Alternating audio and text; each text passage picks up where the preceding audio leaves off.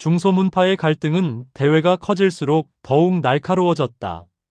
독살, 매복, 암살. 그 어느 것도 강호에서는 낯선 일이 아니었다.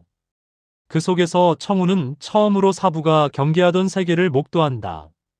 오늘의 이야기를 시작하겠습니다. 강호의 의리를 지키려면 구독과 좋아요는 필수. 천하십 검대회 예선이 끝난 뒤 무린맹 본부에 낮은 평온해 보였지만 그 아래로 흐르는 공기는 이미 냉랭하게 갈라져 있었다. 광장을 가득 메우던 함성은 사라졌고 단공석 앞의 인파도 뿔뿔이 흩어졌지만 각 문파들이 머무는 숙소 주변에서는 다른 종류의 소리가 피어오르고 있었다. 억눌린 분노, 눌러담은 질투, 계산과 타협, 그리고 표정 뒤에 숨긴 칼날. 천하십 검대회는 검과 내공으로 겨루는 무대이기도 했지만 동시에 수많은 문파들이 구파일방의 공석 한 자리를 놓고 물밑에서 서로를 견제하는 전장이기도 했다. 무린맹이 마련한 숙소 구역은 넓게 네 구획으로 나뉘어 있었다. 남부 계열 문파들은 남쪽 정원 쪽에, 북방 문파들은 차가운 돌담 근처에, 중원 일대의 중소문파들은 중앙 연무장 주변에 밀집해 있었고 나머지 떠돌이 문파와 독립 세력들은 외곽의 별채 쪽에 흩어져 있었다. 청우는 가장 외곽에 가까운 작은 방 하나에 배정을 받았다. 문파도 배경도 뒷배도 없는 그에게 화려한 숙소가 주어질 리는 없었다. 하지만 방 안에는 얇은 이부자리와 작은 책상, 그리고 몸을 뉘을 평상이 있을 뿐이었고 청운에게는 그 정도면 충분했다. 산골의 오두막과 비교하면 이곳조차 지나치게 넓고 깨끗해 보였으니 말이다. 그는 짧게 짐을 내려놓고 상자를 곁에 둔 채 방을 한 바퀴 둘러보았다. 창틀 틈으로는 무린맹 마당 쪽에서 들려오는 소리들이 희미하게 스며들고 있었다. 누군가는 수련 중이었고 누군가는 웃고 떠들며 승부를 예측했다. 그러나 그 소리들 사이사이에 섞여 있는 낮고 가라앉은 목소리들은 분명 검노와 무공 이외의 다른 이야기를 나누고 있었다. 청우는 창가에 서서 잠시 눈을 감았다. 산골에서 사부와 함께 살던 시절이라면 한낮에 이 시간에 검노를 한 번 더 점검했겠지만 지금은 달랐다. 이제부터 마주하게 될 것은 단순한 개별 승부가 아니라 문파와 문파 사이의 복잡한 이해관계가 엉긴 싸움이었다. 그는 창밖으로 번지는 작은 기척들을 조용히 느꼈다. 남쪽 정원 쪽에서 독특한 약초 냄새가 은은하게 풍겨왔다. 독을 다루는 문파였다. 예선 때 단공석을 부식시키듯 갉아먹던 동문파의 기운과 닮아 있었다. 그들은 기합 대신 낮은 웃음소리를 나누고 있었다. 직접적인 힘의 과시 대신 상대의 빈틈을 노리는 방식에 익숙한 이들의 웃음이었다. 조금 떨어진 곳에서는 쇠붙이들이 부딪히는 기계적인 소리가 났다. 쇠톱이 쇠를 가르는 소리, 작은 톱니바퀴가 맞물리며 돌아가는 소리, 쇠조각을 갈아내는 소리가 섞여 들어왔다. 기관술에 능한 문파였다. 예선에서는 내력으로 바위를 치는 것뿐이었지만 본선이 시작되면 그들이 준비해 온 다양한 기계 장치와 암사용 장치가 숨을 틀 준비를 하고 있을 터였다. 멀리서 늦은 오후에 햇살이 기울어갈 즈음 외공 문파들이 머무는 쪽에서 우레 같은 구호가 들려왔다. 땅을 내리찍는 발소리와 함께 돌바닥이 울렸고 그들의 숨은 거칠고 규칙적이었다. 호표문, 남부의 상단들을 호위해 온 외공 문파의 이름이 사람들 입에 자주 오르내렸다. 단공석 앞에서 두 주먹으로 깊은 자국을 남긴 것도 그들이었다. 그 모든 기척들은 마치 이 거대한 무린맹 본부 자체가 살아 숨쉬는 한 마리 괴수인 것처럼 느껴지게 했다. 곳곳에서 움직이는 문파들의 숨결이 이 건물 전체를 타고 흘러다니고 있었고 각기 다른 색의 탐욕과 각오가 벽과 바닥으로 스며들고 있었다. 저녁 무렵이 가까워지자 무린맹에서 타고 다니는 종소리가 울렸다. 본선 조 편성과 관련된 첫 공지가 떨어지는 시각이었다. 청우는 방에서 나와 중앙 연무장 근처로 향했다. 이미 많은 이들이 모여 있었고 각 문파의 제자들은 저마다의 깃발 아래에 모여 정렬해 있었다. 동문파, 암기문파, 기관술문파, 외공문의 제자들이 구역별로 나뉘어 서 있었고 그 사이사이에는 이름을 알 수 없는 쇠도문, 운검문, 낙수문 등의 중소문파들이 각기 불만과 기대를 안고 서 있었다. 연무장 위에 세워진 높은 단 위로 무림맹의 집행장로가 모습을 드러냈다. 그의 옆에는 몇 명의 기록관들이 두루마리를 들고 서 있었다. 짧은 예를 갖춘 뒤 장로는 곧장 본론으로 들어갔다. 천하십 검대회 본선 조편성을 발표한다. 그 한마디에 광장에 모인 무인들의 숨이 조금씩 가빠졌다. 각 문파의 장문과 대사형들은 제자들의 어깨를 한 번씩 눌러주며 훈계와 압박이 섞인 시선을 보냈다. 이 본선의 결과가 향후 몇 년간 자신의 문파의 입지에 어떤 영향을 미칠지를 누구보다 잘 알고 있기 때문이었다. 장로가 조편성을 하나씩 읽어내려가기 시작하자 곳곳에서 작은 탄식과 웃음이 동시에 터졌다. 제1조 청성파 천루의 호표문 대사제 강무 북방 설안문 일임 암기문파 야광수. 이름이 호명될 때마다 시선이 모였다. 그 조는 누가 보아도 피비린내 나는 격전이 될 조였다. 강력한 유력주자인 청성파와 호표문, 그리고 암기에 특화된 문파와 냉기문파가 한 조에 몰렸다. 제2조 동문파 도군남도 비연문 재연 하북 쇠도문 박회 기타 소문파 제자 둘. 조가 읽혀질수록 중소문파들의 얼굴이 서서히 굳어갔다. 일부는 너무 강한 문파와 같은 조에 묶였다는 사실만으로도 이미 마음속 패배를 받아들이는 기색이었다. 그러나 더 깊은 갈등의 씨앗은 따로 있었다. 제3조 호남성 개통 육한문 출신 외공수 장협. 육한문의 이름이 등장하는 순간 주변의 공기에서 작은 파동이 일었다. 육한문은 특정 지역에 뿌리를 내리지 않은 채 떠돌며 외공만으로 이름을 세운 문파였다. 말 그대로 강호를 떠도는 떠돌이 무인들의 집합 같은 곳이었지만 그만큼 어느 세력에도 얽매이지 않고 자유롭다는 의미이기도 했다. 그 자유가 지금 같은 시기에는 곧 양날의 검이 될 수도 있었다. 육한문 쪽에서 누군가가 낮게 웃었다.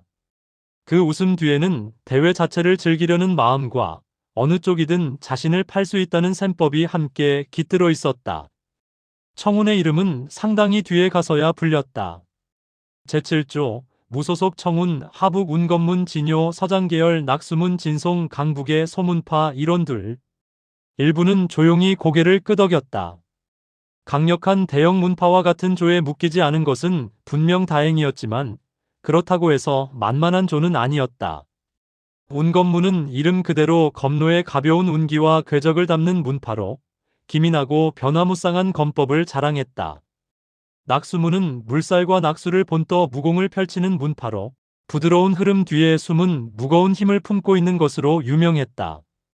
그들과 함께 한 조에 묶인다는 것은 청운의 단순한 검로가 이들과 비교되는 무대 위에 올라간다는 뜻이었다. 조 편성이 끝나자 연무장 주변의 공기가 눈에 띄게 달라졌다. 일부 문파는 서로를 향해 경멸 섞인 시선을 보냈고 다른 문파는 은근한 미소로 상대의 이름을 입에 올렸다. 운검문이냐 낙수문이냐 이름만 들으면 둘 다 검과 경공에 능한 문파인데 무소속 소년이 끼어들 자리가 있나? 단공석에서 찍어낸 자국을 받지 않나? 저 아이 그냥 시골 출신이 아니다. 그래도 결국 문파 없이 홀로 강호를 버티는 건 쉽지 않은 법이지. 그 속삭임은 곧 다른 모양새로 모이기 시작했다. 해가 기울어 저녁이 깊어갈수록 각 문파의 숙소 주변에서는 작은 모임들이 별처럼 여기저기 떠올랐다. 동문파의 장로와 암기문파의 대표가 조용히 술상을 사이에 두고 마주 앉았다. 표면적으로는 예의 바른 대화였지만 그들의 눈빛은 거울처럼 서로의 의도를 비추고 있었다.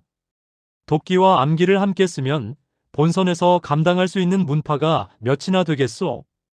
한쪽에서 그러한 말이 오갔고 다른 쪽에서는 기관술 문파와 외공 문파가 서로의 역량을 계산하며 시선을 교환하고 있었다. 외공의 기세로 몸을 던지고 그 틈에 장치를 터뜨린다면 말은 끝까지 이어지지 않았지만 그들이 상상하고 있는 장면은 서로의 눈동자만 봐도 충분히 읽혔다. 무림맹의 규율이 대회장 안에서의 공정한 대결을 요구하고 있기는 했지만 무림이라는 곳이 언제나 규율만으로 움직이는 곳은 아니었다. 연무장 밖, 숙소와 뒷마당, 인적이 드문 통로와 달빛이 닿지 않는 구석에서는 언제든 다른 종류의 싸움이 벌어질 수 있었다. 중소문파들끼리의 갈등은 이미 은밀히 쌓여 있었다. 어느 문파는 예전 상권을 두고 다투다 피를 흘린 적이 있었고, 어느 문파는 서로의 제자를 빼앗겼던 원한을 품고 있었다. 그 모든 묵은 앙금들이 이번 대회에서 떨어뜨릴 명분이라는 옷을 갈아입고 서서히 떠오르고 있었다. 단공석 예선에서 드러난 힘의 서열은 복수와 제거, 그리고 견제를 정당화해주는 기준이 되어버렸다. 제일조는 서로 물어뜯게 내버려두면 되겠군. 저 육한문과 손을 잡을 수만 있다면 어느 조를 무너뜨릴지 선택권이 생기지 않겠소. 그래도 청성파와 호표문은 건드리지 않는 편이 좋을 것이요. 이번 판이 앞으로의 수십 년을 가를지도 모르니까. 그 속삭임 중에는 청운의 이름도 스치듯 오르내렸다. 단공석에서 남긴 깊은 자국이 문파들의 계산의 한 줄로 포함되고 있었던 것이다. 참, 그 무소속 소년. 이름이 뭐라 했던가? 청운이라 했지. 예선에서 꽤 깊은 자국을 남겼다더군. 무소속이라 뒷배도 없으니 필요하다면 손떼기 어렵지 않을 텐데. 굳이 우리가 손을 쓸 이유가 있겠소? 저 아이는 본선에서 자연스레 속겨질 종류가 아니던가. 그러나 말을 그렇게 하면서도 일부의 눈은 이미 다른 계산을 하고 있었다. 이 아이가 진짜로 강해진다면 자신들의 문파에 데려오는 것도 나쁘지 않을 것이고, 혹은 미리 꺾어두는 편이 더 안전할 수도 있었다. 갈등은 표면으로 아직 솟구치지 않았지만 서로의 시선과 말끝에서 이미 불꽃이 튀기 시작했다. 그날 밤 무림맹 본부의 하늘에는 별이 맑게 떠 있었다.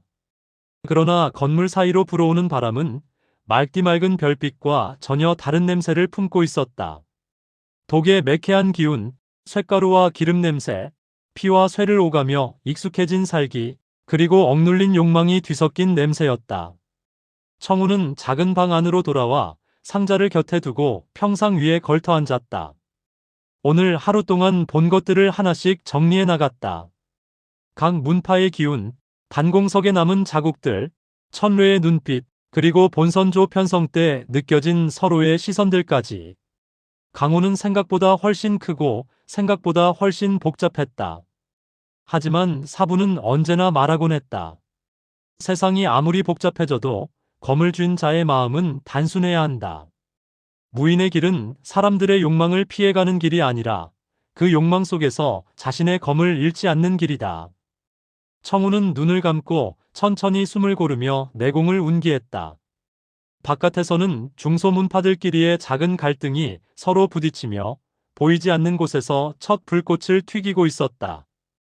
동문파의 한 제자가 다른 문파의 숙소 근처에서 발걸음을 멈췄고, 기관술 문파의 수제자는 밤늦게까지 작은 쇳조각을 갈고 있었다. 어느 문파의 장로는 조용히 누군가를 불러 비밀스럽게 종이를 쥐어주었다. 그 종이 위에는 본선에서 반드시 막아야 할 이름 몇 개가 적혀 있었다. 그리고 그 명단 끝자락에는 예상보다 이른 시점에 청운의 이름이 아주 조용히, 그러나 분명하게 올려져 있었다. 갈등은 이제 막 폭발을 준비하고 있었다. 검으로만 겨루던 싸움은 이제부터 독과 암기, 기관술과 암살, 그리고 문파 내부의 배신과 모략이 더해진 싸움으로 바뀌어갈 것이다. 강호의 어둠이 조용히 몸을 뒤척이기 시작했다. 무림맹 본부의 밤은 낮과 전혀 다른 얼굴을 하고 있었다. 해가 진 뒤에도 연무장과 광장 곳곳에는 등불이 켜져 있었지만 그 빛은 넓은 마당 전체를 밝히기에는 턱없이 부족했다. 곳곳에 형성된 어둠의 구역들은 마치 깊이를 알 수 없는 구덩이처럼 입을 벌리고 있었고, 그 사이를 오가는 인기척들은 낮 동안 드러내지 못한 진짜 표정을 품고 움직이고 있었다. 청운이 배정받은 외곽 별채는 본부의 가장자리에 가까운 위치였다. 본부의 중심부, 무림맹 고위 인사들이 머무는 청사와 연무장, 그리고 대형 문파들이 자리한 숙소와는 거리가 제법 떨어져 있었다. 낮 동안에는 그 거리가 단지 걸음수의 차이에 불과해 보였지만 밤이 되자 그 거리는 곧 사이가 되었고 그 사이에는 자연스럽게 강호의 서열과 외로움이 깃들었다. 방 안은 소박했다. 평상 하나, 작은 책상 하나, 벽에 걸린 허름한 등불 하나. 하지만 청운에게 이 정도면 지나치게 넉넉했다. 산골의 오두막에서는 사부와 소년, 할아버지 셋이서 한 방을 나누어 써야 했고 비바람을 막는 것도 버거운 날들이 많았다. 이곳은 지붕이 단단했고 바닥은 고르게 다져져 있었다. 창문 틈새로 스며드는 바람도 어제까지의 산골 바람과는 다른 냄새를 품고 있었다. 청우는 등 뒤에 메고 다니던 상자를 평상 옆에 내려놓고 조용히 결과부자로 앉았다. 눈을 감고 숨을 고르자 낮 동안 격렬했던 광장의 소리들이 서서히 멀어졌다. 단공석을 내리칠 때의 감각, 사람들의 눈빛, 철뇌의 시선, 그리고 조편성이 발표되던 순간의 웅성거림까지 하나씩 뒤로 물러났다. 그 대신 오두막 앞 자갈밭에서 들리던 바람 소리가 떠올랐다.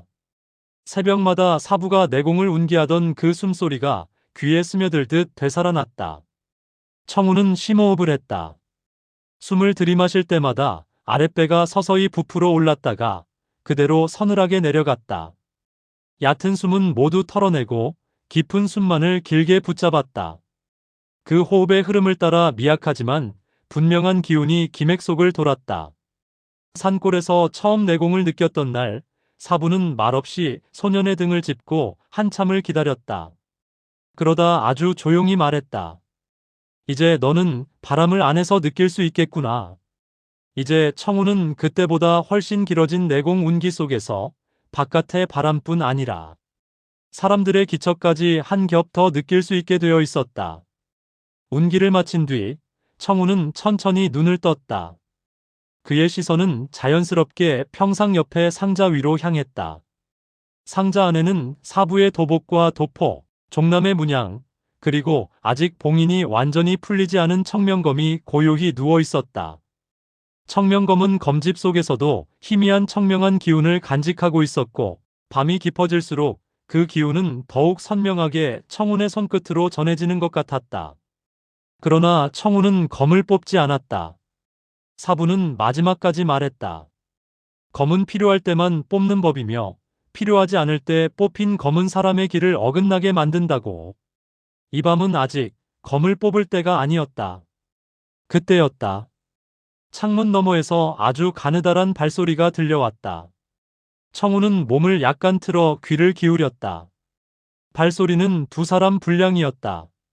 한 사람은 경쾌하고 빠른 걸음을 가지고 있었고 다른 한 사람은 그보다 조금 무겁고 불안정한 걸음을 하고 있었다. 내공이 정제된 무인의 걸음은 지면과 하나가 된 듯 소리가 거의 나지 않지만 지금 들리는 발걸음에서는 그런 안정감이 느껴지지 않았다. 급하게 숨을 죽이려는 자의 불규칙한 박자와 비슷했다. 청우는 평상에서 조용히 일어나 창가 쪽으로 걸어갔다. 창문을 완전히 열지는 않고 틈을 조금 더 넓혀 밤 공기를 들이마셨다. 바깥 공기 속에는 흙과 풀의 냄새가 섞여 있었고 그 뒤로 아주 미세한 다른 향이 끼어 있었다. 산속 약초의 향과 닮았으나 무언가 인위적으로 섞인 듯한 자극적인 뒷맛이 있었다. 청우는 산골에서 여러 약초를 캐고 말리던 시절을 떠올렸다. 사부가 독초와 약초를 구분하는 법을 가르쳐줄 때 그는 항상 냄새를 먼저 맡게 했다. 자연에 있는 독은 냄새에도 껄끄러운 가시가 있다. 하지만 사람이 만드는 독은 그 가시를 바람 속에 감추려 한다. 지금 맡는 냄새는 명백히 후자였다. 청우는 미간을 아주 약하게 좁혔다. 남쪽 정원 쪽 방향에서 은은하게 풍겨오는 그 냄새는 낮에 예선장에서 마주쳤던 동문파의 기운과 닮아 있었다. 단공석을 부식시키듯 갉아먹던 도끼, 내공과 섞일수록 더 파고드는 그 기운. 지금 이 밤에 그 향이 더 진하게 퍼지고 있었다. 발걸음은 점점 멀어져 갔다. 두 사람의 대화가 바람을 타고 희미하게 실려왔다. 이번이 마지막 기회다. 놓치면 다시는 없을 것이다. 그래도 이렇게까지 해야 하나? 무림맹 눈이 있잖아. 낮게 깎인 목소리, 흔들리는 호흡. 두 사람의 어조는 조용했지만 그 속에는 초조와 탐욕이 뚜렷하게 섞여 있었다. 내가 본선 대진표를 못 봤냐? 우리 문파로서는 이대로 나가봐야 상처만 입고 끝이다. 차라리 지금 손을 쓰는 게 낫다. 구파일방의 자리를 노리는 건 우리뿐만이 아니다. 그래도 독을 쓰는 건 내가 결정할 일은 아니다.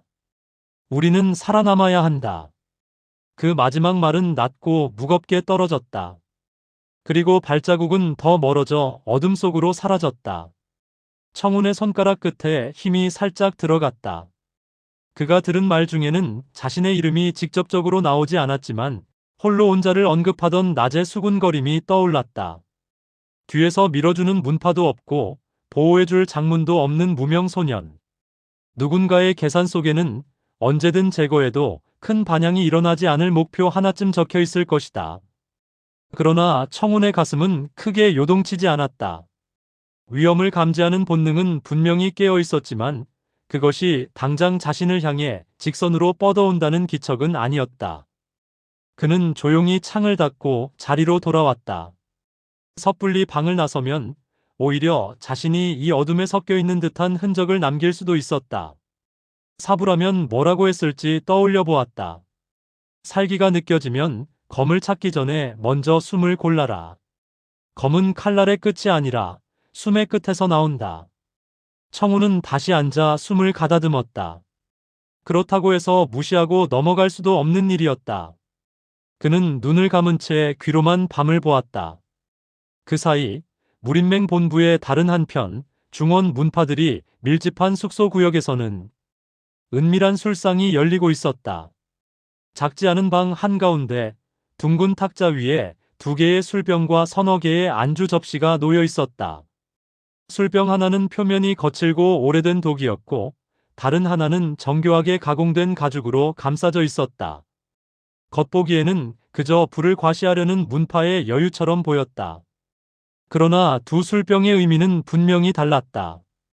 독이병에는 진짜 술이 담겨 있었지만 가죽으로 감싼 술병 안에는 동문파가 낮에 비밀리에 건넨 약이 섞여 있었다. 본래의 향을 완전히 덮기 위해 진한 향을 품은 고급 술과 함께 섞어 놓았고 겉으로 보기에는 그 누구도 이 술이 독으로 물들어 있다는 사실을 짐작할 수 없었다. 한 중소문파 장로가 탁자 앞에 앉아 있었다. 얼굴에는 피로의 그늘이 깊게 내려와 있었다. 예선장에서 자신의 문파 제자들이 보여준 모습을 떠올리자 그의 입술은 떨렸다. 제자들은 분명 최선을 다했지만 상위 문파와의 격차는 억지로 눈을 감는다고 해서 사라지는 것이 아니었다. 이대로 나가면 우리는 이름만 한번 불리고 끝나겠지. 그는 낮게 중얼거렸다. 그 말 안에는 자존심과 체념, 그리고 어둠을 향한 손짓이 뒤섞여 있었다. 문파의 대사 연격되는 이가 그 옆에 앉아 있었다. 젊지는 않지만 아직 노쇠하지도 않은 나이였고 눈빛은 빛을 찾지 못한 짐승처럼 불안하게 흔들리고 있었다. 장로님, 정말 이걸 쓰실 겁니까? 그의 시선이 가죽으로 감싼 술병에 꽂혔다. 병 안에서 액체가 미세하게 흔들리고 있었다. 손을 대지 않았는데도 그 액체는 마치 살아있는 것처럼 잔잔하게 몸을 뒤척이는 것 같았다. 장로는 한참 동안 병을 바라보다가 천천히 손을 뻗어 그것을 집어들었다. 동문파에서 말하길 내공을 가진 자일수록 더 깊이 파고든다 했다. 무공이 높을수록 독에 취하는 속도도 빠르다. 이 말이 사실이라면 우리에게 남은 선택은 많지 않다. 그는 입술을 깨물었다. 손등에 힘줄이 도드라졌다. 함께 술을 마시자고 하게. 같은 조에서 만나는 문파 하나 아니 둘이면 충분하다. 어차피 본선에서 정정당당하게 붙는다고 해서 그들을 꺾을 수는 없다. 대사형은 숨을 삼켰다. 그럼 누구를 부르겠습니까? 장로의 눈빛이 가늘게 떨렸다. 운검문 그리고 낙수문. 그 두 문파의 이름은 청운과 같은 조에 배정된 문파였다. 그들의 제자들은 예선에서 상당한 검술과 흐름을 보여주었고 본선에서 청운과 함께 맞물리면 그 존재감은 더욱 커질 것이었다. 둘 중 하나만 무너져도 우리 문파에겐 기회가 올 것이다.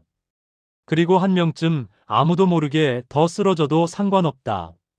장로의 마지막 말은 거의 속삭임에 가까웠다. 그는 손을 들어 대사형의 어깨를 짚었다. 잊지 마라. 우리는 이 문파를 이어야 한다. 이대로 사라지게 둘 수는 없다. 강호에서 살아남는 것도 우리의 의리다. 대사형은 얼굴을 숙였다. 그의 눈빛에는 분명 반발과 공포가 섞여 있었지만 문파의 미래라는 이름 아래 그 감정은 입 밖으로 나오지 못했다. 알겠습니다, 장로님. 그는 조용히 방을 나가 다른 문파를 초대하러 떠났다. 밤은 점점 깊어지고 있었다. 등불 사이의 어둠은 더 진해졌다. 그 사이 동문파의 숙소에서는 또 다른 움직임이 있었다. 동문파의 대표는 창가에 서서 멀리 본부의 중앙 쪽을 바라보고 있었다. 그의 뒤에는 제자 둘이 조용히 서 있었다. 그들의 손에는 잘게 빻은 약초와 가루가 담긴 작은 주머니가 들려 있었다. 약은 제대로 건네졌느냐? 대표의 목소리는 낮고 차분했다. 예, 문파 이름을 감추고 약효만 설명했습니다. 효력이 발동하면 내공이 높은 자일수록 먼저 기맥이 흐트러질 것입니다.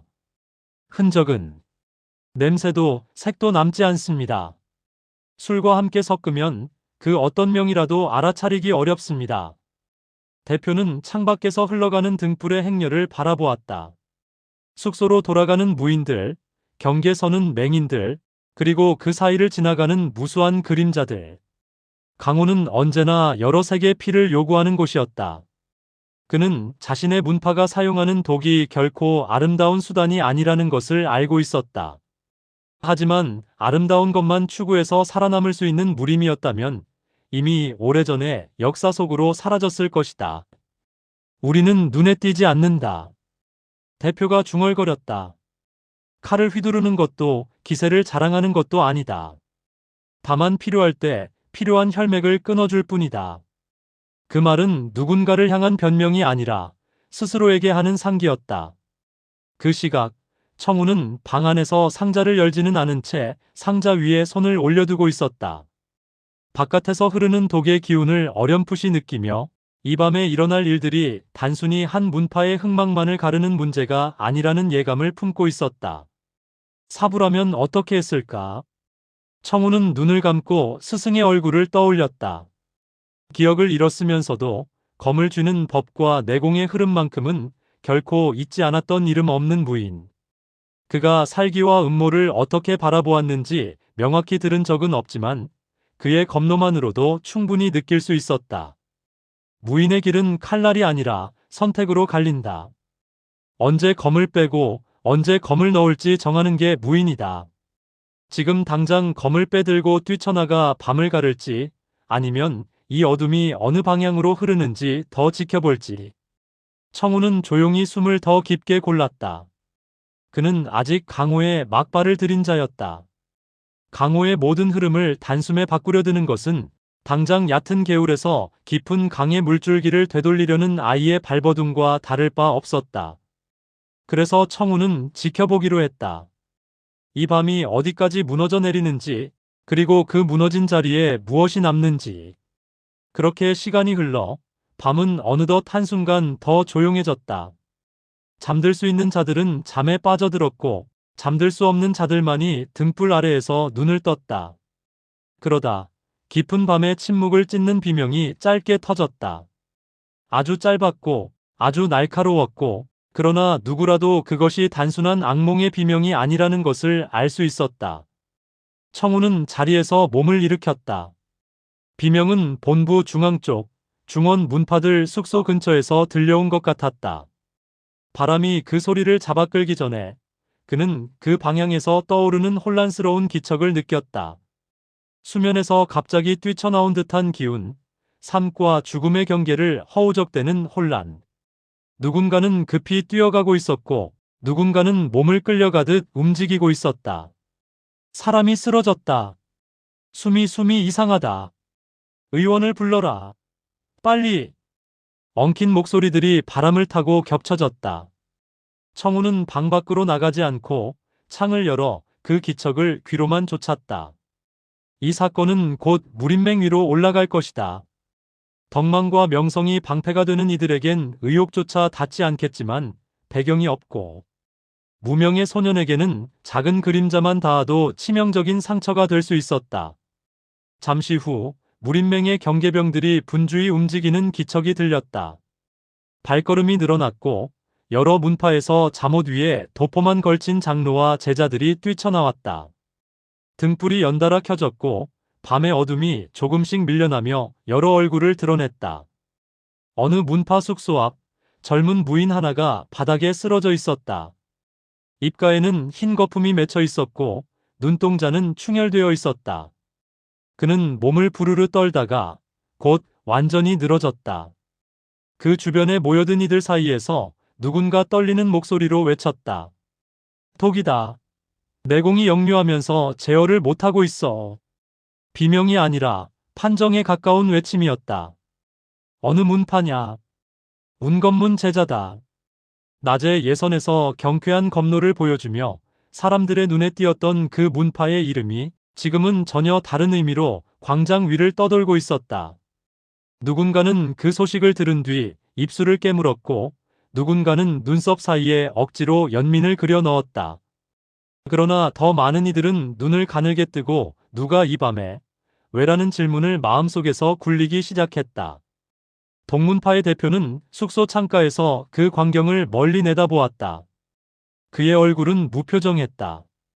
눈빛에는 연민도 죄책감도 없었다. 다만 오래전부터 이런 장면을 수없이 목격하고도 살아남은 자만이 가질 수 있는 냉정함이 있었다.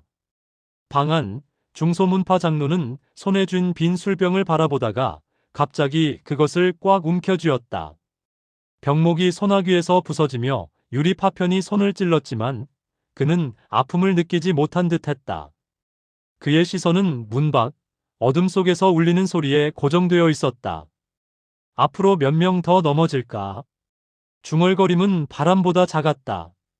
그 시각 청우는 창을 닫으며 눈을 감았다. 죽음의 기척이 바람을 타고 방 안까지 스며들었다. 처음으로 강호의 밤이 사람의 손으로 빚어진 죽음을 품고 깊어지고 있었다. 독살의 밤은 이렇게 시작되었다. 독살 사건이 터진 다음 날 아침, 무린맹 본부의 공기는 새벽 안개보다 더 탁하게 내려앉아 있었다. 밤새 퍼졌던 소란은 겉으로는 가라앉은 듯 보였으나 숙소와 연무장, 회랑과 정원 사이를 오가는 사람들의 눈빛에는 의심과 경계가 짙게 깔려 있었다. 운검문의 젊은 제자가 독에 쓰러졌다는 소식은 이미 본부 전체에 퍼져 있었다. 누구도 공개적으로 독이라는 단어를 입 밖에 내지는 않았지만 누구나 그것이 단순한 병이 아니라는 것쯤은 알고 있었다. 무린맹의 사람들은 바삐 움직였다. 경계 인원은 평소의 2배로 늘었고 곳곳에 배치된 무린맹의 잡무 담당 무인들까지 눈빛을 날카롭게 세우고 있었다. 본선 일정은 공식적으로는 변함없이 진행된다고 발표되었지만 이제 누구도 이 대회가 정정당당한 승부만으로 이루어지리라 믿지 않았다. 그럼에도 강호의 무인들은 검을 쥐고 연무장으로 발걸음을 옮겼다. 누군가는 명예를 위해, 누군가는 문파를 위해, 누군가는 단지 살아남기 위해. 청우는 새벽녘 외곽 별채의 창문을 열고 본부 안쪽을 바라보았다. 전날 밤의 소란이 끝난 자리 위로 새벽빛이 얇게 퍼지고 있었다. 연무장 근처에는 이미 몇몇 문파의 제자들이 나와 몸을 풀고 있었고 무린맹의 관리들은 본선조 편성에 따라 연무장 주변을 정리하고 있었다. 멀리서 쇳소리가 들려왔다. 규칙적으로 두드려지는 망치질, 쇠를 갈아내는 거친 마찰음, 그리고 작은 톱니바퀴들이 맞물리는 금속의 속삭임. 그 소리는 본부의 한켠 기관술 문파가 배정받은 숙소 방향에서 들려오고 있었다. 기관술을 수련하는 문파는 검을 날카롭게 갈기보다는 쇠붙이를 다듬고 조립하고 연결하는 데에 내공을 더 많이 쏟았다. 그들의 무기는 검과 도가 아니라 보이지 않는 곳에 숨겨진 장치와 매복된 기계 장치들이었다. 낮의 연무장에서 그들은 별로 눈에 띄지 않았다. 예선에서 단공석을 타격할 때 그들의 제자들은 무난한 수준의 내공을 보여주는데 그쳤다. 눈에 띌 만큼 압도적이지 않았고 그렇다고 무시당할 정도로 약하지도 않았다. 하지만 진정한 무기인 기관은 아직 한 번도 모습을 드러내지 않았다. 청운의 시선은 그 숙소 방향으로 잠시 머물렀다가 이내 거두어졌다. 그는 손을 뻗어 상자 위에 잠깐 손바닥을 얹었다. 상자 안의 청명검은 여전히 조용했지만 검집 너머로 스며드는 맑은 기운이 손끝에서 아주 연하게 울렸다. 지금은 검을 뽑을 때가 아니다. 사부였다면 이렇게 말했을 것이다. 전쟁터가 아닌 곳에서 검을 함부로 뽑는 것은 검을 스스로 더럽히는 일이라고. 청우는 짐을 간단히 정리하고 방을 나섰다. 오늘은 본선 첫날 전 참가자들에게 연무장의 동선과 규칙을 다시 설명하는 날이었다. 명부를 받은 모든 이들은 정해진 시간 안에 연무장 인근의 집합 장소에 나와야 했고 청운 역시 예외가 아니었다. 본부의 복도는 생각보다 좁았다. 각 문파의 숙소 구역을 연결하는 회랑은 여러 갈래로 나뉘어 있었고 곳곳에 설치된 등불은 아직 완전히 밝지 않은 새벽빛과 겹쳐 미묘한 명암을 만들어내고 있었다. 청우는 복도를 걷면서 발바닥에 전해지는 바닥의 감촉을 자연스럽게 느꼈다. 돌바닥은 매끄럽게 다듬어져 있었지만 낮과는 달리 오늘은 일부 구역에서 어딘가 어색한 기운이 감돌았다. 특정한 구간에서만 공기가 미세하게 정체되어 있었다.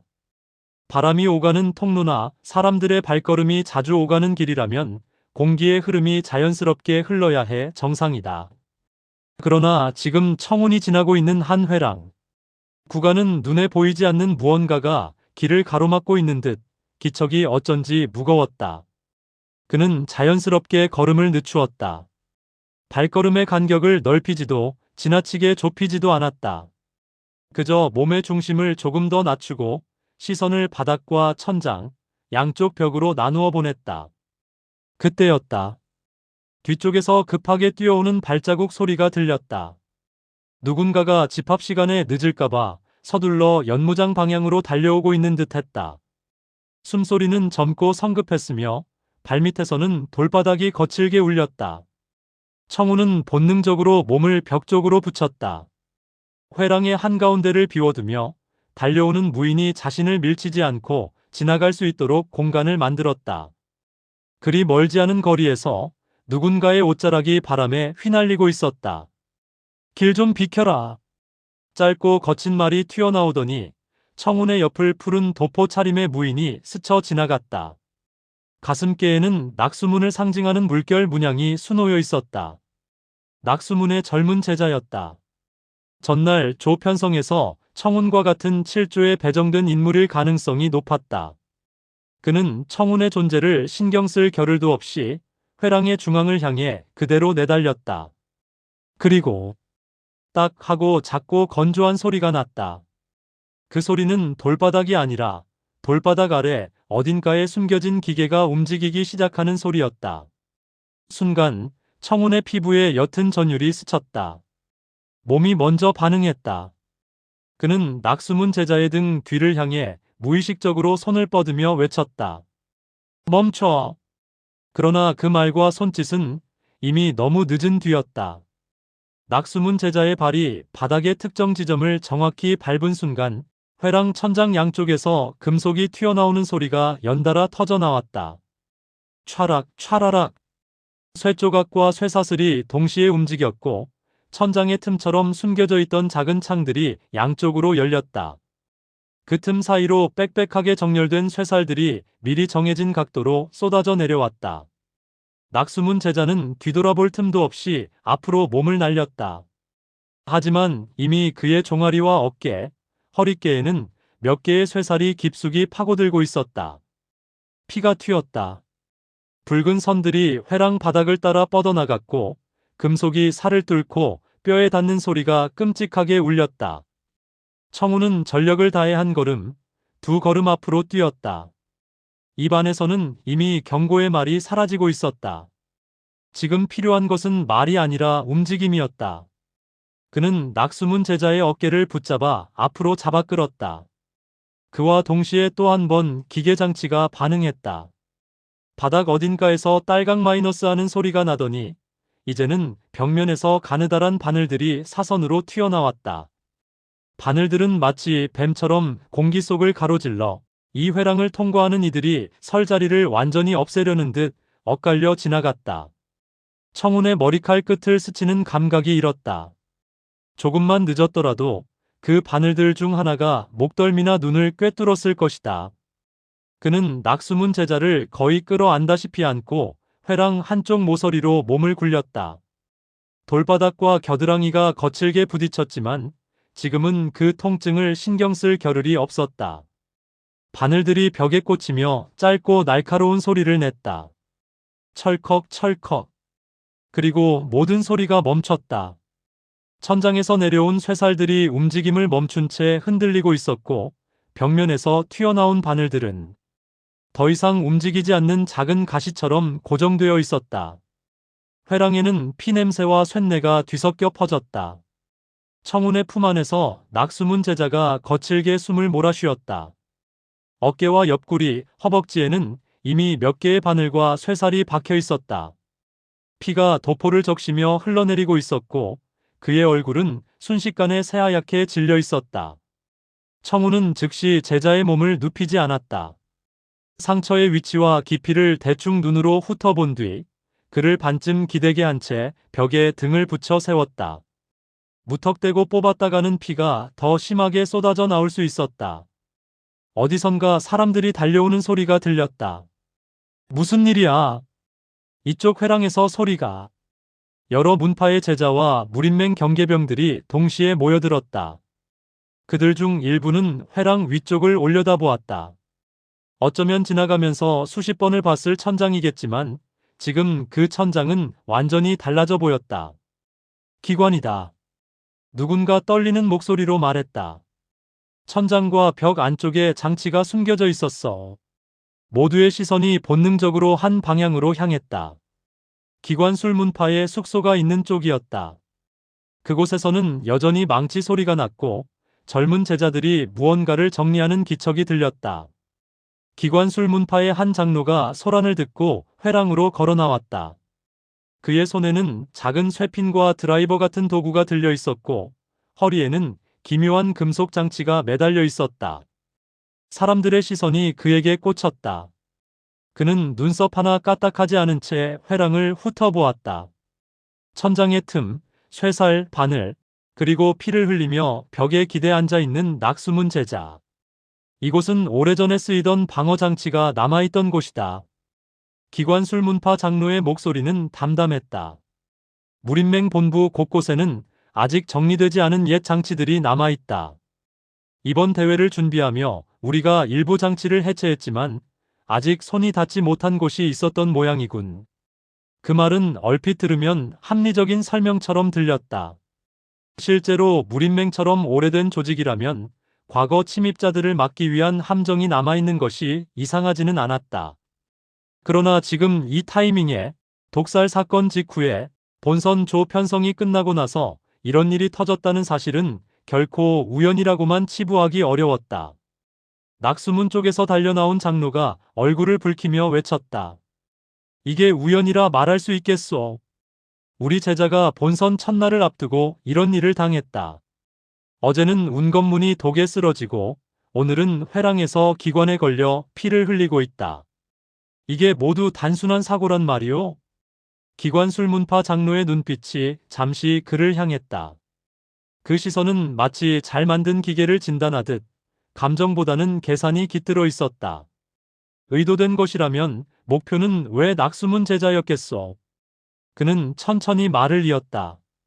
기관을 설계한 자라면 오히려 더 강한 문파, 더 눈에 띄는 자를 노리지 않았겠소. 청성파나 호표문 같은 곳 말이요. 그 말은 반쯤 진실이었다. 그러나 또 반쯤은 사람들의 의심을 흐트러뜨리기 위한 논리였다. 청우는 입을 열지 않았다. 그는 낙수문 제자를 지탱해주고 있다가 무린맹의 의원이 달려와 맥을 짚는 것을 조용히 지켜보았다. 의원은 상처 부위를 확인한 뒤 바늘과 쇠살 일부를 정교하게 뽑아내기 시작했다. 피가 새로 흘러나왔지만 즉각적으로 지혈약과 붕대가 따라 들어갔다. 약초 냄새가 피냄새를 덮으며 회랑 안에 퍼졌다. 사람들의 시선은 여전히 기관술문파 장로와 천장, 그리고 회랑 바닥을 오갔다. 정리되지 않은 옛 장치라면 왜 하필 지금 발동했겠소? 낙수문 장로는 아직도 흥분을 가라앉히지 못한 상태였다. 기관은 사람이 손을 댈 때 반응하는 것. 어떤 계기가 있었겠지요? 기관술문파 장로는 담담히 대답했다. 우리가 손을 대지 않았는데도 움직였다면 누군가 발밑의 돌을 잘못 건드렸거나, 그의 말은 곧 책임은 장치를 밟은 자에게 있다라는 의미나 다름없었다. 분위기가 더 날카롭게 갈라지려는 순간 무린맹의 관리가 급히 달려와 본부 상층부의 명령을 전했다. 모든 문파는 회랑에서 물러나시오. 무린맹에서 이 장치를 조사할 것이다. 지금 이 자리에서 다투는 것은 아무 소용없다. 무린맹의 이름 앞에서 각 문파의 장로들은 마지못해 뒤로 물러났다. 낙수문 제자는 들것에 실려 의원 쪽으로 옮겨졌고, 기관술 문파의 장로는 경계하는 수십 쌍의 눈빛을 등에 받으며 느릿한 걸음으로 숙소 쪽으로 돌아갔다. 그가 완전히 시야에서 사라진 뒤에도 쇳소리와 망치질은 다시 이어졌다. 마치 아무 일도 없었다는 듯이. 사람들은 조금씩 흩어졌다. 그러나 회랑 바닥에 남은 피와 벽에 박힌 바늘들, 그리고 천장에서 여전히 흔들리고 있는 쇠살은 이 사건이 결코 작은 사고로 끝나지 않을 것임을 말해주고 있었다. 청우는 잠시 그 자리에 서 있었다. 자신의 발 아래, 아까 낙수문 제자가 밟았던 돌바닥을 내려다보았다.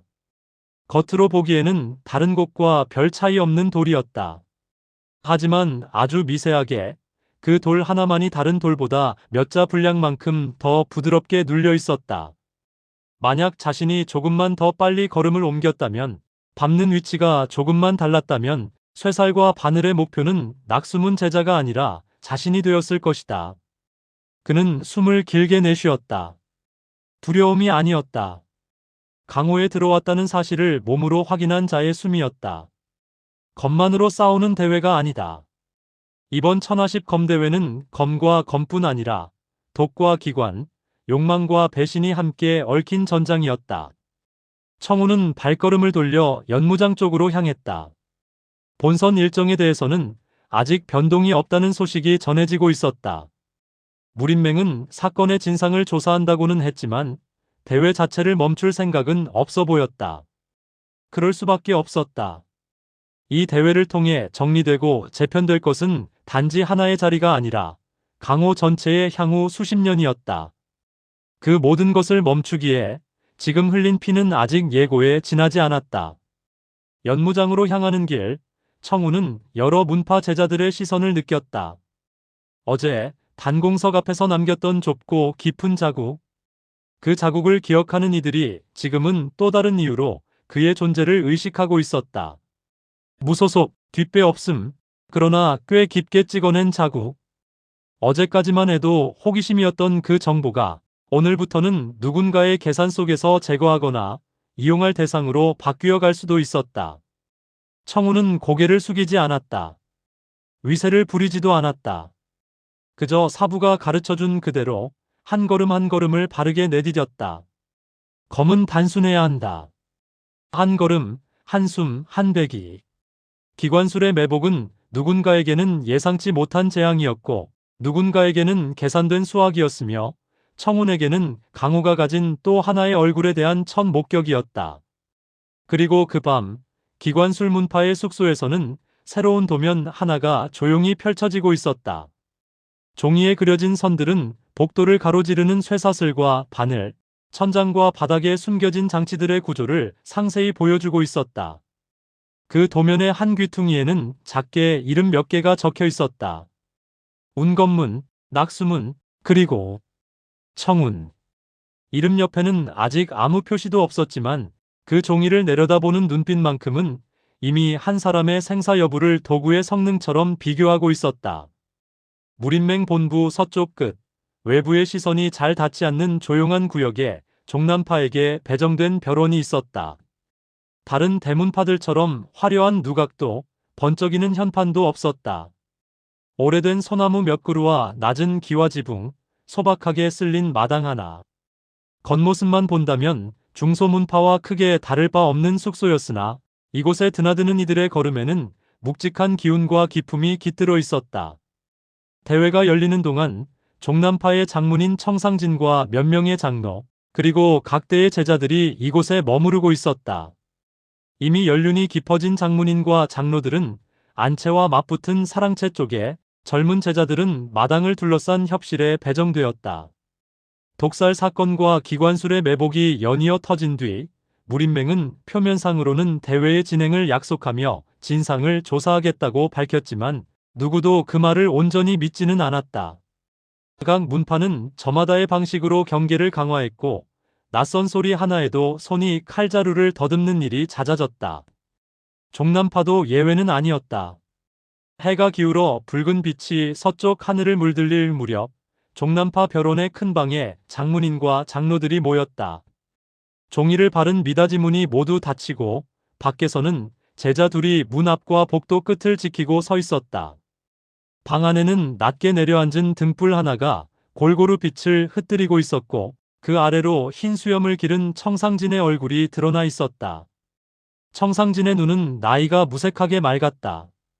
이마와 눈가에는 세월이 새겨놓은 주름이 깊게 패여 있었으나 그 안쪽의 시선만큼은 아직 검을 놓지 않은 무인의 눈빛을 담고 있었다.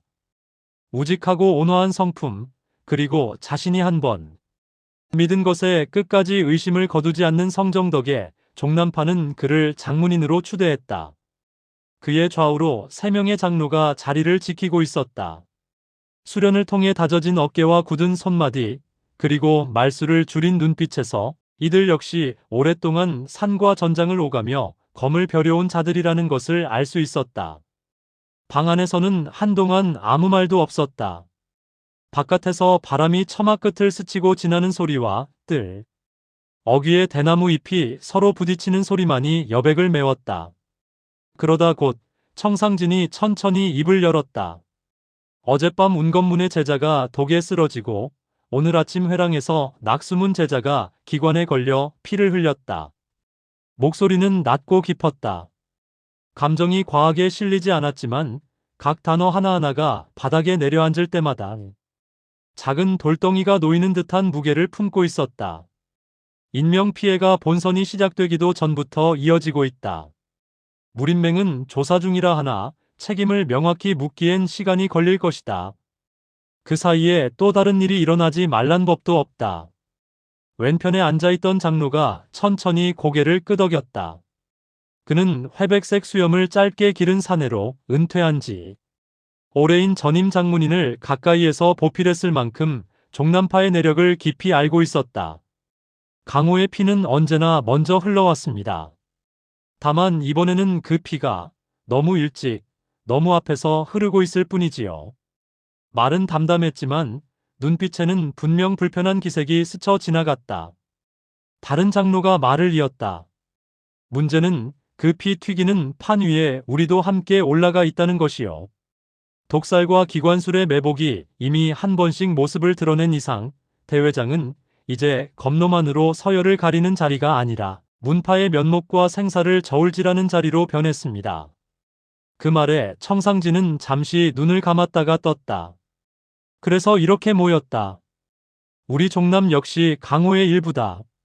세상이 진흙탕으로 변해도 걸음을 아예 멈출 수는 없는 법이지. 그는 등 뒤 벽에 걸린 종남의 문양을 한번 돌아보았다.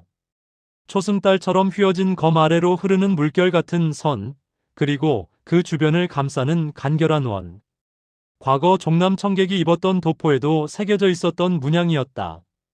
청상진은 문양을 바라보며 한동안 말을 이었다. 이번 천하십 검대회. 형산파가 멸문한 뒤 비어있는 구파 일방에 한석을 두고 여러 문파들이 검을 겨루는 자리다. 우리가 이 자리에 나선 것도 강호의 협과 의를 누군가는 이어야 한다는 생각 때문이다. 우리 종남은 구파에 들지 못했으나 그 뜻만은 그들 못지않다고 자부했다. 그의 눈빛이 조금 부드러워졌다. 허나 독과 기관이 섞인 이 판에서 우리가 어디까지 검만을 믿고 버틸 수 있을지. 그 또한 스스로 증명해야 할 것이다. 방 안에 잠시 정적이 내려앉았다. 장로들은 한 명씩 시선을 내려다보며 말없이 생각을 굴렸다. 그때 입구 쪽에 무릎을 꿇고 앉아있던 한 제자가 조심스럽게 입을 열었다. 그는 이번 대회에 종남파 대표로 출전하게 된 일대 제자들의 최고 상좌였다. 아직 30을 넘기지 않은 나이였지만 수련으로 다져진 몸과 눈빛에는 자신감이 가득 차 있었다. 종남 내부에서 장차 장문인의 자리를 이을 가능성이 가장 높다고 평가받는 이이기도 했다. 장문인 어르신, 장로님들, 한 가지 보고 드릴 것이 있습니다. 청상진이 고개를 약간 끄덕였다. 말해보아라. 상좌는 숨을 단번에 고르며 말을 이었다. 예선날 단공석 앞에서 특이한 검문을 남긴 자가 있었습니다.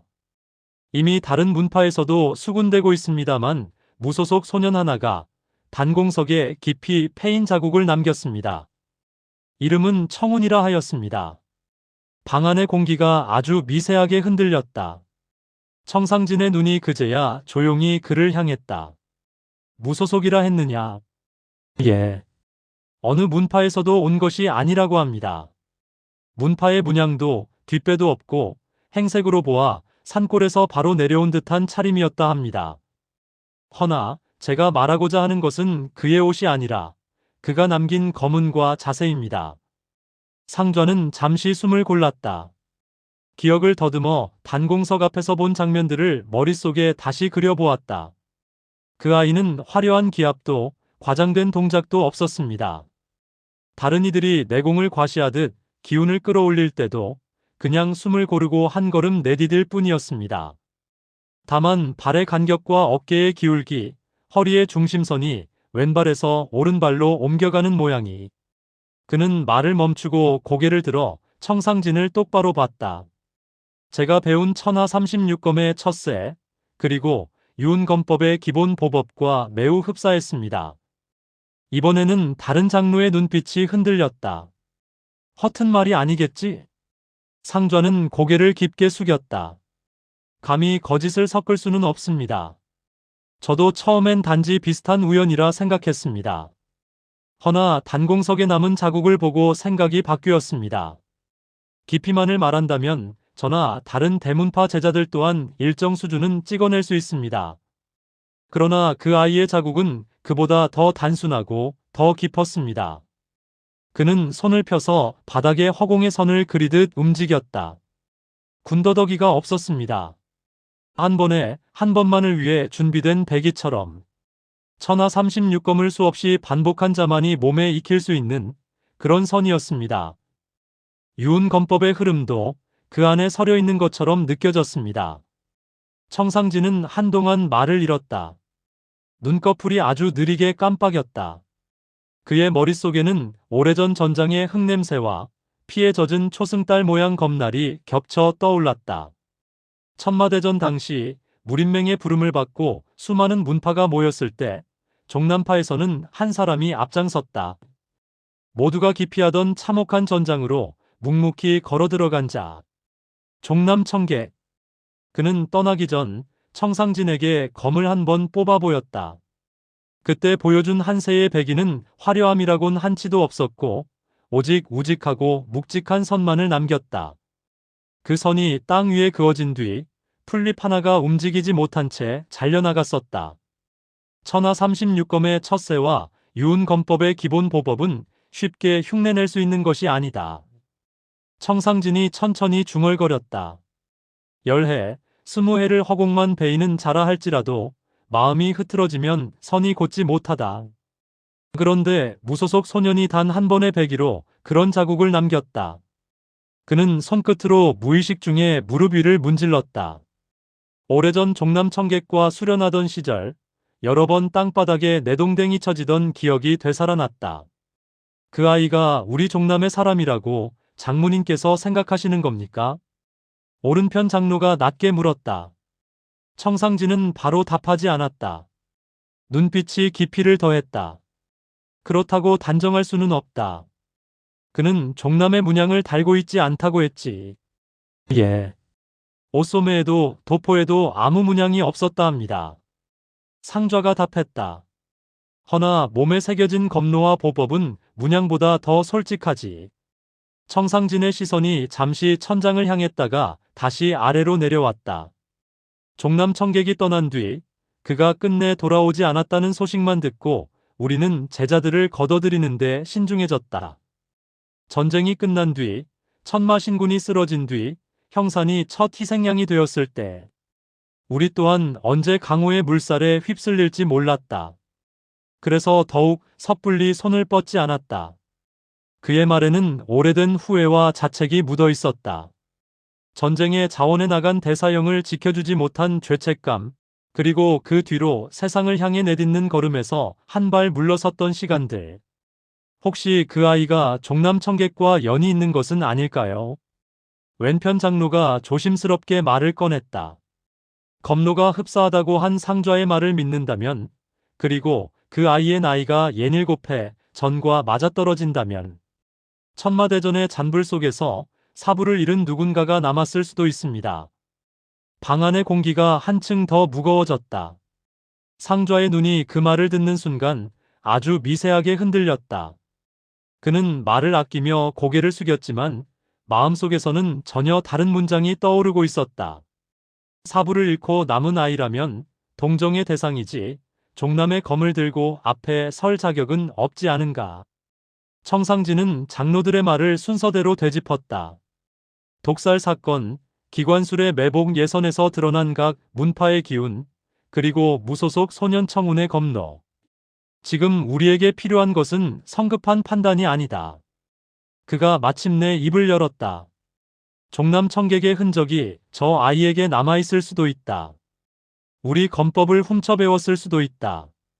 아니면 강호 어딘가에서 우연히 비슷한 길을 걷게 된 것일 수도 있다. 진실을 알기 전까지 우리는 그를 함부로 품을 수도 없고 함부로 내칠 수도 없다. 청상진의 말은 언제나처럼 우직했다. 다만 한 가지는 분명하다.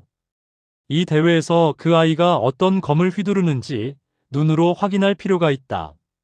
종남의 이름을 감히 들먹일 수 있는 자인지 아니면 우리 검의 명예를 더럽히는 자인지. 그것은 길게 보아 강호를 위해서도 필요한 일이다. 그 말에 일부 장로는 고개를 끄덕였다. 그러나 상좌의 어깨는 미묘하게 굳어졌다. 장문인의 관심이 아직 정식 제자도 아닌 외부의 소년에게 향하고 있다는 사실이 그를 불편하게 만들었다. 회의가 이어지는 동안 상좌는 더 이상 말을 섞지 않았다. 그러나 그의 가슴 속에서는 이미 다른 계산이 굽이치고 있었다.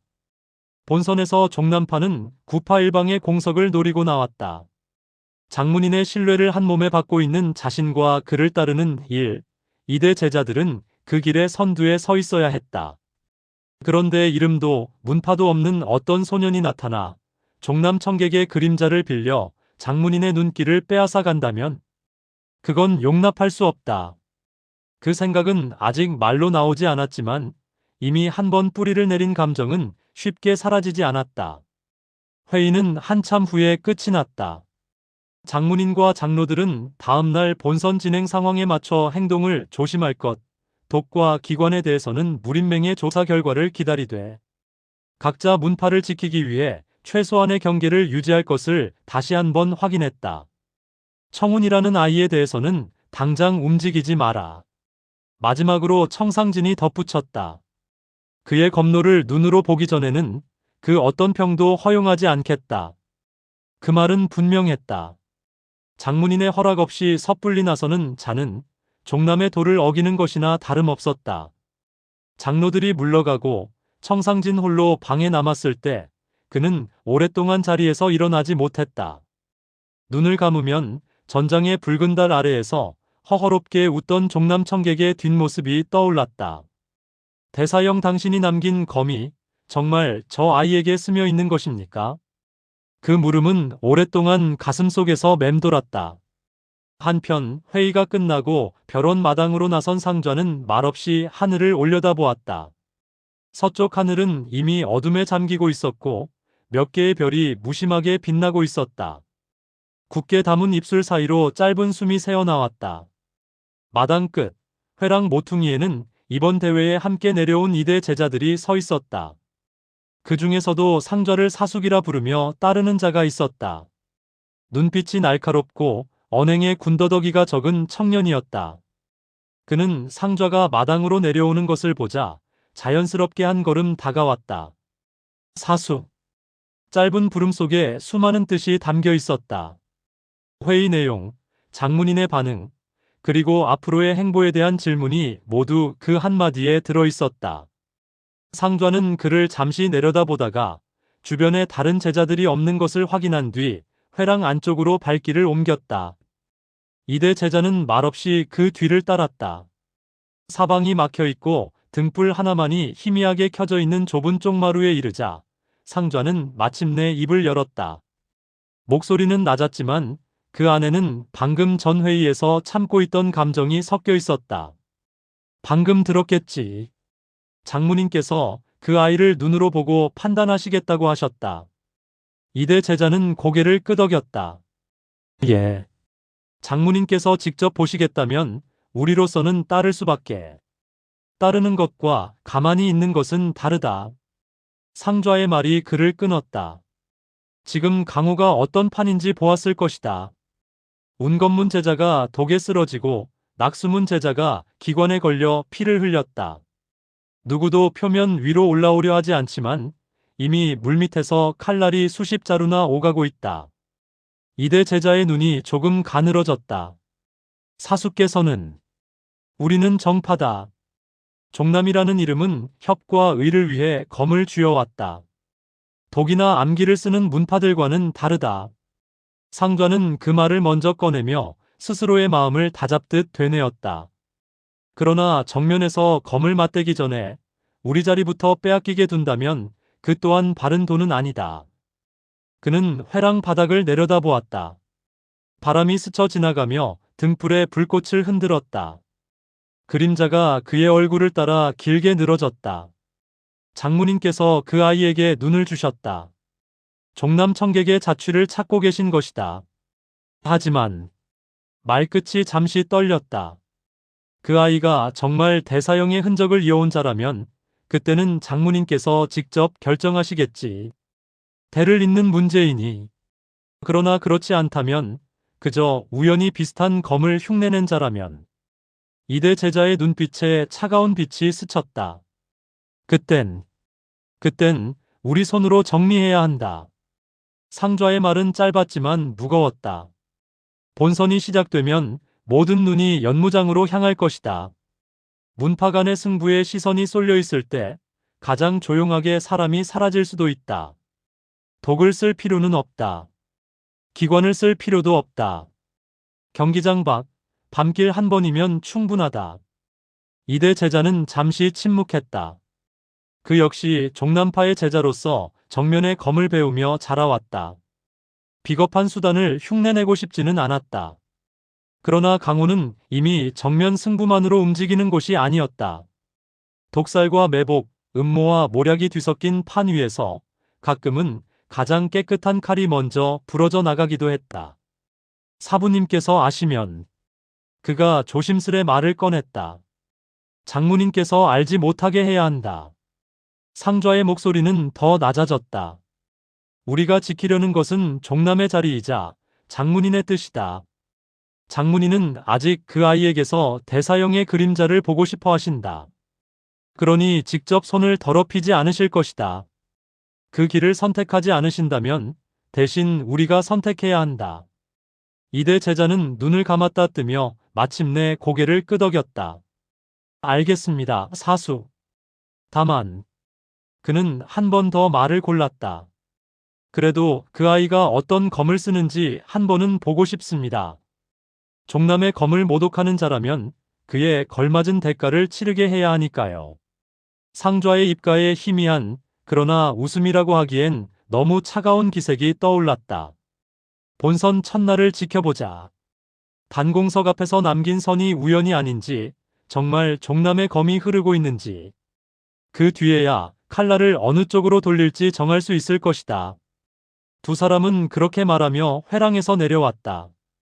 마당을 가로질러 각자의 숙소로 흩어지는 걸음은 언제나처럼 단정했고 어느 누가 보아도 종남파 제자다운 반듯한 발걸음이었다. 그러나 그 발걸음 아래 이미 다른 결의가 서 있었다. 멀리 서쪽 하늘은 완전히 어두워지고 있었다.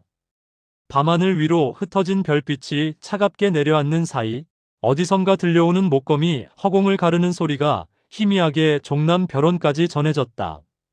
청우는 아직 몰랐다. 자신이 남긴 한 줄기 검노가 종남이라는 이름 속에서 어떤 파문을 일으키고 있는지.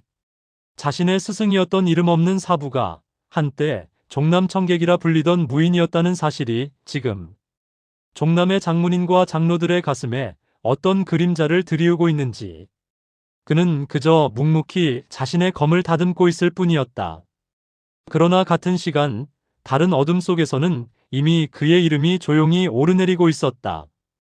종남의 문파를 상징하는 문양 아래에서 한 무리의 제자들이 장문인 모르게 마음속에 칼을 벼리고 있었다.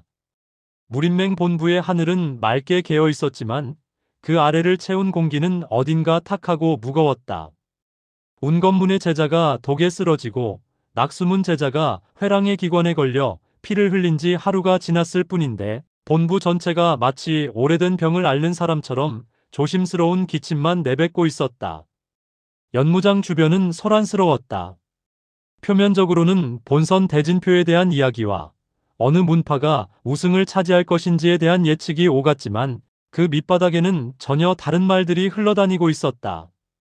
누가 누구에게 술을 권했는지, 어떤 복도가 위험한지, 어느 숙소 주변에서 밤마다 수상한 인기척이 들리는지에 대한 소문들이었다. 그러나 청운의 숙소가 있는 외곽 별채는 상대적으로 조용했다. 무소속, 후견인도 없고 함께 온 사형제도 없는 소년. 강호의 눈은 언제나 힘과 이름을 쫓기 마련이었고 아직까지 청운의 이름은 예선에서 단공석을 깊게 찍어낸 묵묵한 소년 정도로만 알려져 있을 뿐이었다. 청운은 새벽녘 다른 제자들이 아직 몸을 풀러나오기 전 홀로 숙소를 나섰다. 하늘은 옅은 회색빛으로 물들어 있었고 본부 뒤편의 산등성이 위에는 안개가 낮게 깔려 있었다. 그는 상자를 늘 메고 다녔다. 사부의 도복과 도포, 종남의 문양이 새겨진 천조각, 그리고 봉인이 풀리지 않은 청명검이 그 안에 담겨 있었다. 청우는 상자를 조심스럽게 들고 본부 뒤편의 작은 산길로 향했다. 사람들의 발길이 적은 곳, 소리와 시선이 닿지 않는 곳에서만 그는 마음 편히 검을 꺼낼 수 있었다. 돌계단이 끝나는 지점에는 자그마한 평지가 하나 있었다. 겨우 두어 명이 서 있을 만한 넓이의 흙바닥, 주변을 둘러싼 키 작은 나무들, 그 뒤로 더 깊은 산길이 이어지고 있었다. 무림맹 본부를 내려다보면 연무장이 장난감처럼 작게 보이는 위치였다. 청우는 상자를 내려놓고 무릎을 굽혀 앉았다. 상자를 열어 도포를 한번 어루만지고 종남의 문양이 새겨진 낡은 천조각에 잠시 시선을 두었다. 초승달처럼 휘어진 검과 그 아래의 물결. 사부가 죽기 전 마지막으로 품에 안고 있던 문양이었다.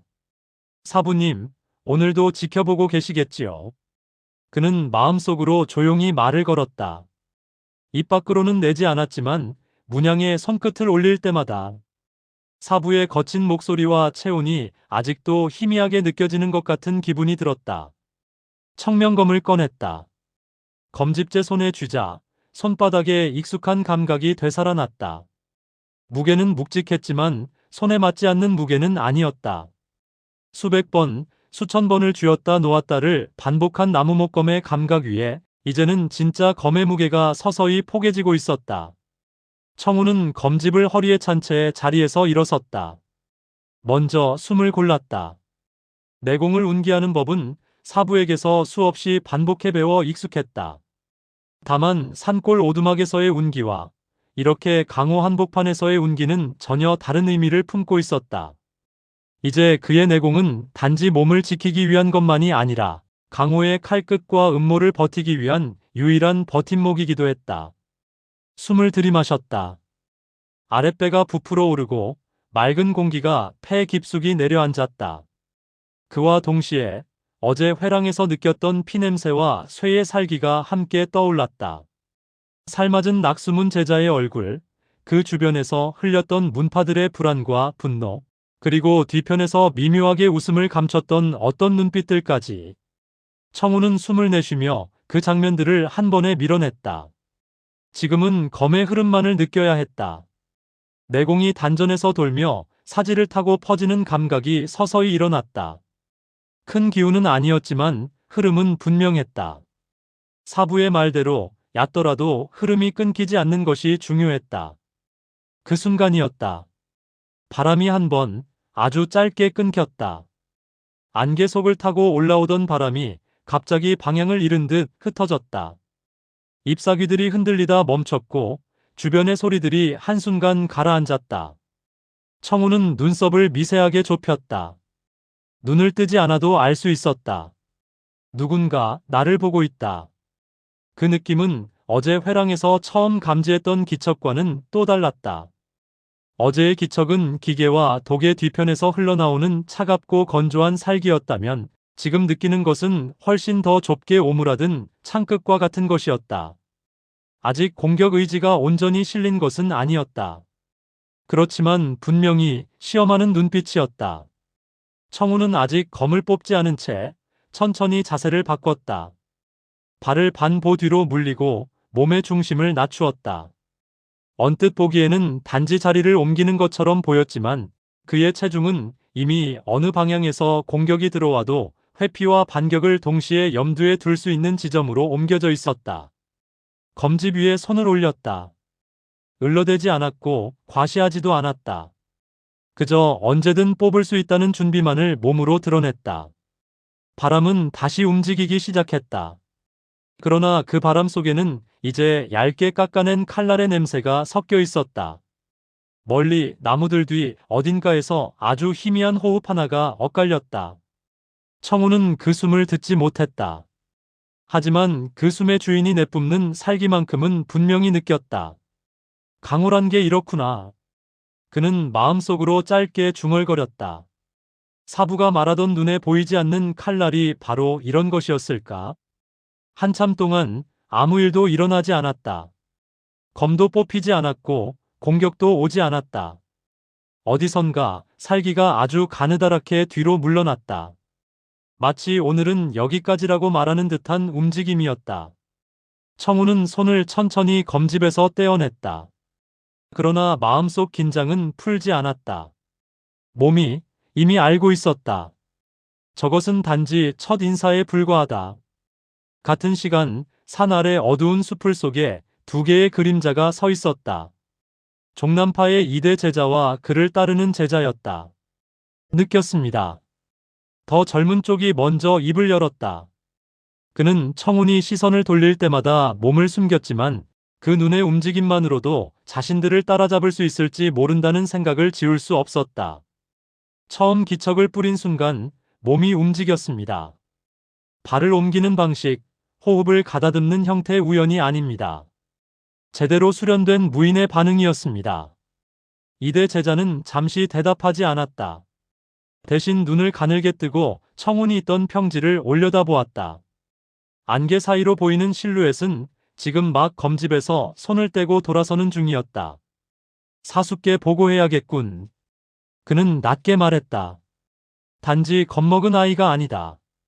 살기를 느끼는 감각이 있다면 본선에서 더 큰 것을 보여줄지도 모르지.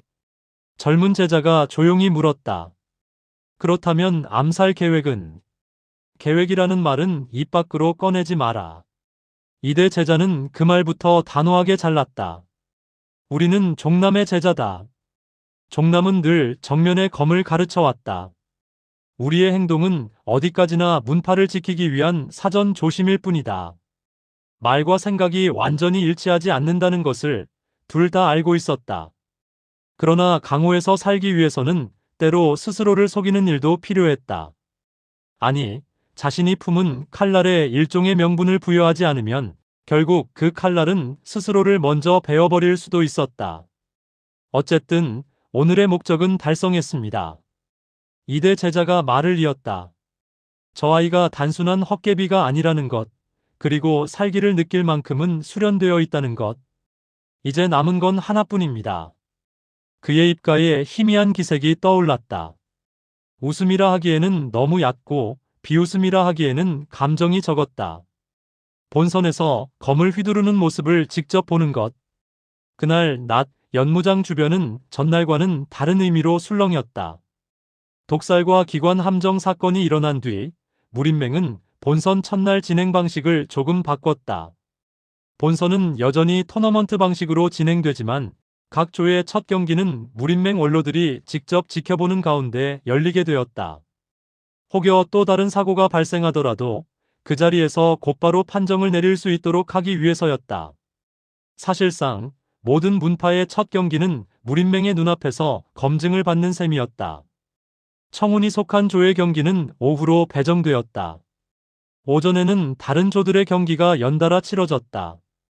강호의 이름을 이미 얻은 제자들의 화려한 검술과 내공의 향연에 관중들은 탄성을 쏟아냈지만 그 속에는 숨은 계산을 읽는 눈빛도 섞여 있었다. 청성파의 천뢰가 나오는 경기는 언제지? 종남은 누구를 내보낸다더냐? 무소속이라는 소년 청운인가 뭔가 그 아이는 정말 단공석을 그렇게 찍어냈다더냐? 곳곳에서 이름들이 오르내렸다. 천뢰의 이름은 이미 강호의 곳곳에서 알려지고 있었고 종남이라는 이름은 이번 대회를 통해 다시금 사람들이 입에 올리기 시작하는 중이었다.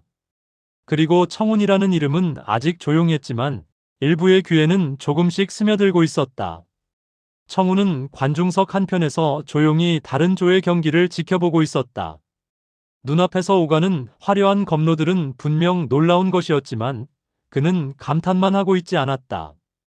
검의 출발점과 끝, 발의 간격, 어깨의 긴장을 유심히 관찰하고 있었다. 사부는 늘 말했다. 남의 검을 보는 것도 수련이다. 다만 흉내 내려 하지 말고 뭐가 다르고 뭐가 같은지부터 봐라. 청우는 지금 그 말을 그대로 따르고 있었다. 그의 뒤쪽 멀지 않은 자리에는 종남파의 제자들도 앉아 있었다. 1대 상좌와 2대 제자들이 함께 자리한 가운데 최상좌는 묵묵히 다른 문파들의 검을 지켜보며 마음속으로 계산을 하고 있었다. 천뢰 종합적인 기량이 상당하다. 호표문 제자 체격과 완력이 뛰어나지만 보법이 약간 거칠다. 그리고 그의 시선이 슬쩍 옆으로 움직였다. 몇 자리 떨어진 곳 허름한 도포를 입은 소년 하나가 묵묵히 경기를 바라보고 있었다. 청운이었다. 상좌의 눈빛이 아주 잠시 흔들렸다. 그러나 바로 시선을 돌려 경기장으로 되돌렸다. 사수. 옆에 앉아있던 2대 제자가 낮게 불렀다. 저 아이가 청운입니까? 그래. 상좌는 짧게 답했다. 예선에서 단공석을 베어낸 아이. 그리고 장문인의 관심을 한 몸에 받은 아이. 그의 말에는 알 수 없는 뉘앙스가 섞여 있었다. 오늘은 움직이지 않는다. 그는 덧붙였다. 장문인께서도 지켜보고 계신다. 경기를 통해 검로를 먼저 확인하실 것이다. 본선 첫날에 섣불리 손을 쓰는 것은 우리 자신에게도 흉터를 남긴다. 2대 제자는 고개를 끄덕였다. 그러나 눈빛 깊은 곳에서 떠오르는 살기는 쉽사리 가라앉지 않았다. 오후 드디어 청운이 속한 조의 경기가 시작되었다. 연무장 중앙에는 넓게 선이 그어져 있었고 무린맹의 원로와 각 문파 장문인들이 한편 높은 자리에서 경기를 지켜보고 있었다. 청운은 자신의 차례를 기다리며 연무장 한켠에 서서 다른 이들의 싸움을 지켜보았다. 먼저 치러지는 경기들에서 이미 몇 명이 피를 흘렸다. 검끝은 최대한 살을 피하려 했지만 긴장과 욕망이 뒤섞인 자리에서는 실수 한 번이 곧 깊은 상처로 이어지곤 했다. 본선에 오른 이들은 모두 이름값을 증명하기 위해 나왔고 물러서기보다는 한 걸음 더 내딛는 쪽을 선택했다. 청운의 심장은 빠르게 뛰지 않았다. 오히려 이상하리만치 고요했다. 그는 검집을 쥔 손에 살짝 힘을 주었다. 손바닥에 굳은 살이 검집의 표면을 따라 거칠게 느껴졌다. 산골 오두막 앞 비가 내리던 날에도 그는 목검을 쥐었고 겨울바람이 살을 에일 때에도 수련을 멈추지 않았다. 지금 이 순간이 그 모든 날들의 연장선 위에 있다는 것을 그의 몸이 알고 있었다. 종남파의 벼론에서는 장문인 청상진이 조용히 연무장을 내려다보고 있었다. 그의 곁에는 몇 명의 장로가 함께 서 있었다. 저 아이가 청운인가? 청상진이 눈을 좁혔다. 낡은 도포를 입고 서 있는 소년. 겉보기에는 어디에나 있을 법한 평범한 사내 아이처럼 보였다. 그러나 그가 서 있는 자리는 이상하리만치 흐트러짐이 없었다. 사내의 중심이 흔들리질 않는군. 그의 옆에서 장로 하나가 중얼거렸다. 가난한 산골에서 자란 아이치고는 서 있는 자세가 예사롭지 않습니다. 청상진의 가슴 안에서 묵직한 감정 하나가 조금씩 고개를 들었다. 기대인지 두려움인지 혹은 후회인지 자신도 알 수 없었다. 대사형 당신의 검이 정말 저 아이에게 이어져 있는 것입니까? 그 물음이 마음속에서 천천히 맴돌았다. 아직 암살은 움직이지 않았다. 그림자는 아직 칼날을 꺼내지 않았다. 그러나 이미 그림자는 드리워져 있었다. 청운의 발밑, 그가 앞으로 딛게 될 수많은 걸음 위에 종남의 이름으로 벼려진 칼날 하나가 조용히 길을 따라가고 있었다. 어느 밤, 어느 복도, 어느 산길에서든 언제든 빠져나와 목을 겨눌 수 있는 거리를 유지한 채 달빛과 등불 사이에 숨어 있었다. 암살의 그림자는 아직 피를 흘리지 않았으나 이미 강호의 공기를 조용히 물들이고 있었다. 암살자의 검이 청운을 향해 날아들었다. 그리고 그 순간 청명검의 봉인이 미세하게 흔들렸다. 숨겨진 진실, 드러나는 살기. 이 암시는 무엇을 뜻하는가? 오늘의 이야기는 여기까지입니다. 들어주셔서 감사합니다. 강호의 길은 끝나지 않습니다. 다음 이야기에서 다시 만나려면 구독과 좋아요, 알림 설정까지 부탁드립니다. 여러분의 참여가 곧 이 무협 세계를 더욱 빛나게 합니다. 구독으로 다음화 종남 청객전 청운의 길 제7부 정면 승부의 시작을 먼저 만나보세요. 감사합니다.